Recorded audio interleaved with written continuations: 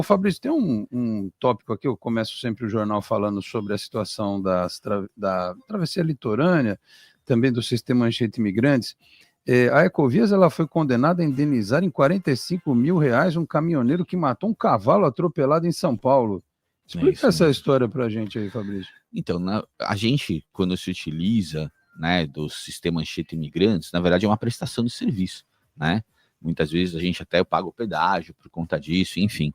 E aí, o que acaba acontecendo? A Ecovias, ou todas as concessionárias, né, de uma maneira geral, são responsáveis por essa prestação de serviços, do qual elas ali precisam ter uma fiscalização, precisam estar sempre observando algumas coisas.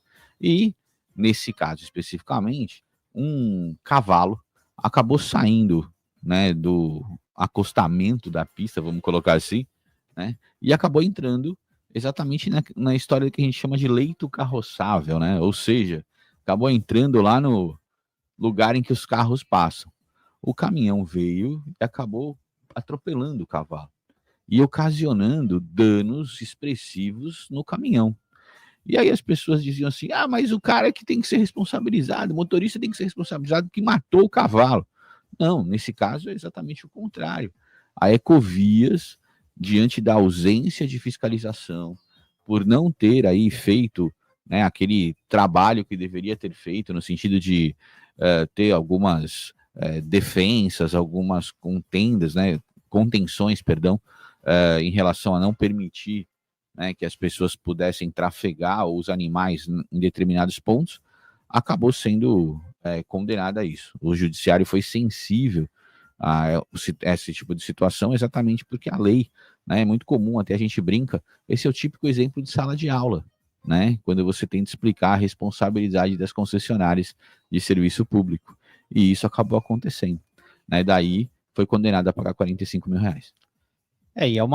E assim, a gente tá falando de um caminhão, né, Alex? Porque assim, por exemplo, se um cavalo entra na frente de um carro, poderia ter um desfecho bem complicado, né? É muito comum, por causa da perna comum do cavalo ser alta, o corpo do animal vai no para-brisa do carro e machuca quem tá ali na frente. E causa um problemaço, né? Poderia ter causado um grande acidente ali, né? Então a gente tem que levar em consideração isso, né? E também fica o recado aí para Ecovias, porque eu tinha até um colega que subia diariamente de carro, o que ele reclamava de ver animais mortos próximo à pista por conta disso, da falta desse controle de animais, assim, principalmente cachorro, né? Ele disse que era muito comum. Toda vez que ele subia, ele até tinha uma época que ele fazia uma contabilidade disso. Aí ele parou porque ele já estava ficando deprimido, exatamente, porque nada era feito. Nos Estados Unidos não tem umas estradas, acho que aqui no Brasil também tem, né? Que eles fazem umas passagens subterrâneas, porque tem os bichinhos ali do entorno, né? Que passam com os filhotes e tal. É muito comum a gente ver na internet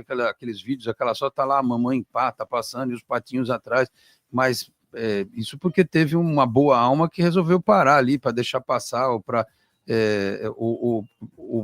ajudar. Projeto de engenharia, né? Mas tem uns lugares, que no sistema Anchieta Imigrantes não dá para fazer nada por baixo. Agora, isso que o Sandro está falando, eu já vi também.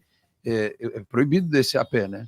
É proibido descer a pé, mas eu já vi morador de rua, situação de rua com carrinho de feira, né? Carrinho de supermercado, perdão, e com cachorro tentando descer. Né? Ali o cara coloca a vida dele em risco, de quem está passando ali em alta velocidade nos veículos e do próprio animal também, ou seja, e acontece nas cidades também, né, o Sandro? Vira e mexe, a gente tem denúncia de, tem um cavalo solto andando não sei aonde, aí viraliza, né, tá o cavalo andando no centro da cidade, para cima e para baixo e tal, é um perigo para todo mundo, né? É um perigo, né, e assim, o que chama muita atenção nessa questão é da responsabilidade da concessionária, né, porque muitas vezes a gente não pensa nisso, né, doutor? Porque quando a gente vê esse tipo de situação, né, que é uma prestação de serviço, quantas vezes a gente não usa ali o sistema Anchieta Imigrantes e a gente vê um túnel ali com as luzes apagadas, vira e mexe, isso ocorre e as pessoas não fazem essa devida cobrança, né? A gente percebe também o que assusta muito,